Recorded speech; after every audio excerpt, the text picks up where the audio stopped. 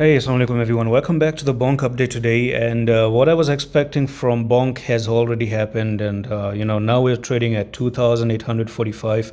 I've been screaming about this place for a couple of days now. When we started to do this something like this, and we go all the way back from where we saw this little bit of ascending broadening wedge. You broke below it, you came to the technical target that was met, and also I told you that this is your inverse head and shoulders.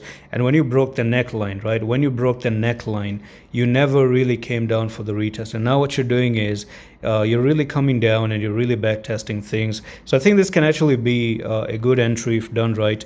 If this support, if this resistance is going to be turned into a support right now, this is going to be really, really good for an entry if anyone is looking to enter right now. So we saw even a little bit of a wick down to 2478. So to me personally, I may say this is a good entry. Please don't take this as a financial advice. If you know how to trade, I'm just giving you an idea and trying to make things easier for you. Telling you that I'm just marking the support and resistance. Of course, if you're newbie, don't take it as a financial advice. You don't know what you're doing. Stop. Stay away from the video. Just listen to it, learn from it, but don't take decisions based on anyone's video, whether it's mine, whether it's theirs. If I'm gonna buy, I can exit at any time I want. I can actually even exit after 5 minutes that I make this video, because later on I can think, okay, this is a bad idea. Let me just get out. And you're not gonna know. You're not going to know. You're going to think, oh, maybe these videos are not good and stuff. So don't do that. And the thing is that as long as you're not coming down to 2406, I don't think you have to come down here again.